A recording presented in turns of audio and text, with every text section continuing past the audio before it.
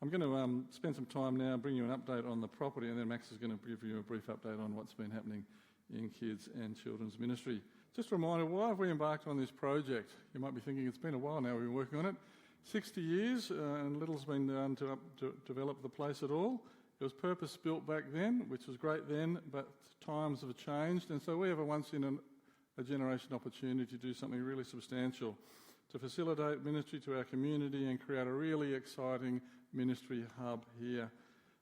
Disabled access has been a big problem for us, as you know, and so that's getting dealt with these new designs.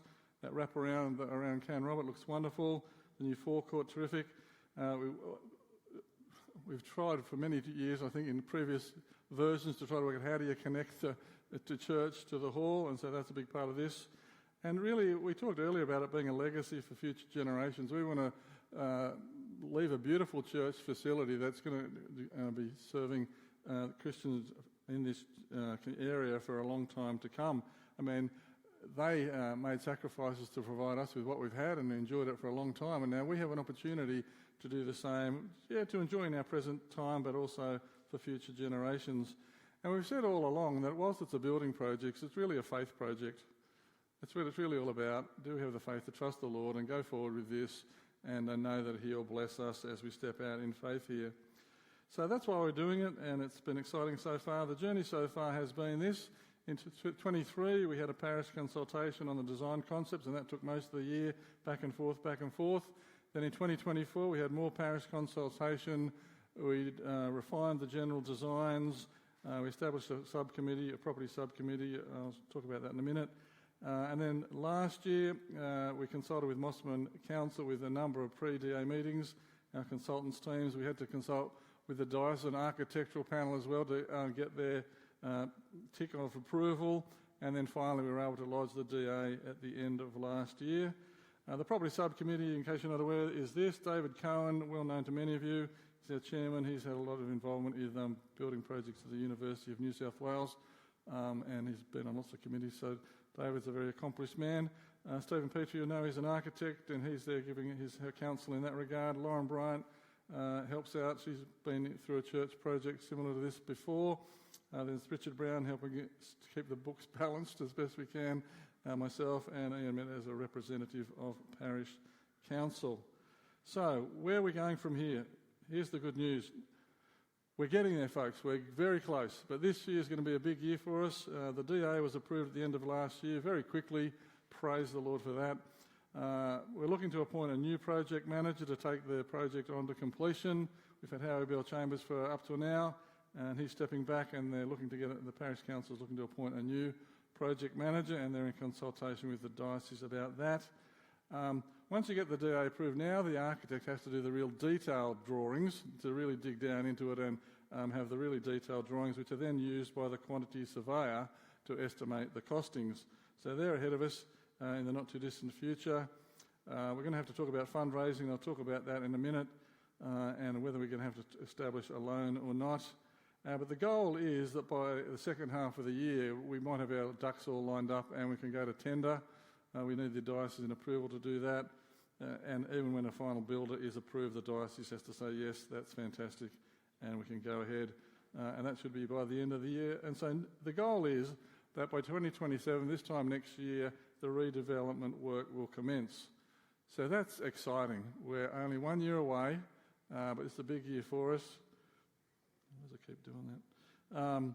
So what are the implications, you might say? Well, when it's all happening, church services will probably happen in here. There's very little being done. This building, as you know, there's just an exit being put in there, but otherwise pretty much nothing's happening in here, but with the access outside. So we'll have to work how that goes, but hopefully we can still meet in here when the building's happening. And children's ministry, well, obviously they won't be able to go over there. We'll probably hopefully be able to have children's ministry down in the halls down there in the school. So in terms of finances, I know you've been wanting to hear about this. We started on a 3-year pledge, which was wonderful, in 24, 25 and 26. So that 3-year pledge is finishing in June this year. We've raised $3 million or so in cash at hand, and there's $1 million still to come in, but we're believing that will happen. So by the end of this June, we will have $4 million in the bank, which is absolutely fantastic. The original project cost was 6.5.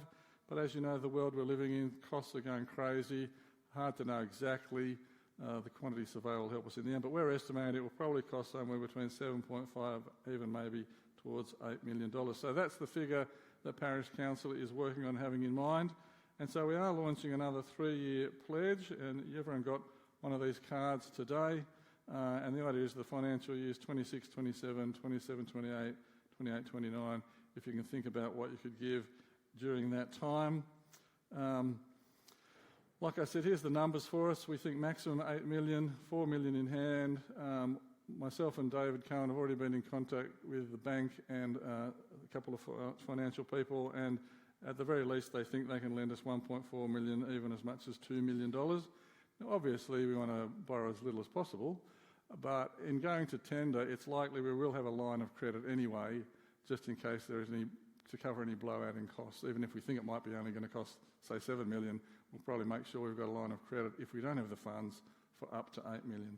And so the bottom line is we need to raise another, or get pledges for another 2.6 million in the not too distant future. A couple of questions you might have. What if we don't raise the funds? Well, Parish Council is committed that we are going to go forward with this and believe we can. I certainly believe we can. But if we're going to be a bit short, then there's the opportunity to have a larger loan over a longer period of time. People have asked, can we stage the project? Well, of course you can, but it's difficult because the big part of the project is the hall and the connection here. You can't just do the hall without the connection. Otherwise you won't have access into the hall because of the way it's being designed. So those two things have to get done, and the forecourt and that sort of stuff is actually a small part of the overall costs. So yes, we could stage it, but it's desirable not to, and we'll have to see how we go as time goes on. So there's the pledge card. As you'll see, we will be encouraging everyone to be prayerful about this, but we need to have some idea by Easter this year about what we're going to have as a bottom line, because then we need to know how much we need to go and borrow if we need to, etc. So we do want you to prayerfully consider filling this out, and the box is down the back there. But between now and April, that's when we'd love you to tell us what you can give, what you're able to support this with. The old question is, well, how much should I give? Well, that's up between you and God. You've got to be praying about this. But I always want to remind us that our generosity in all these things is a response to the heart of God's generosity to us. I mean, I was listening to Tim Keller the other day, and he suggested generosity is about two things. We should be generous because of creation, meaning that everything we are and have comes from God. The brain we have, the abilities we have, the ability to earn money or whatever, all from God. That's a creation thing. And redemption because of God's generosity in saving us. So they're the two keys that should be in our minds when we're thinking about what does it look like to be generous. Yes, generosity, I think, it takes faith. It's a leap. But in my experience, it's wonderful and leads to spiritual growth. And we've had these 3 years of pledging. I don't know anyone who's abandoned their holidays and couldn't go. If you did, come and talk to me. I'm impressed. But I actually don't know of anyone who's given up their holidays, overseas travel or anything. So I believe we can do this, and it's been wonderful where we've got to, but let's keep praying. Let's open our hearts to the Lord and say, Lord, what do you want us to give? And most of the time, whatever you give, you never miss it. Have you noticed that? It's just gone, and life goes on, and we're so blessed in all that we have. So I want to encourage you to think hard about that. Here's a couple of verses you know well. 2 Corinthians again. For you know the grace of our Lord Jesus Christ, that though he was rich, yet for your sake he became poor, so that through his poverty you might become rich. And the well-known verse, whoever sows generously will also reap generously. Each should give in his heart what he has decided to give, and God is able to bless you abundantly. So finally, sometimes I think some of us have felt a bit like that on the left, scared to death about this whole project and how's it going to go, and But look where we've got to. It's been very exciting. $4 million, we're nearly there, and we hopefully can get this happening beginning of next year. So I'm very excited, and we're praying that we have a really great year pulling this all together. The DOS is our friend, and it all goes well. So thank you for your support in this. But keep praying, and I hope that we can get the pledges up there and we can get forward, going forward really positively.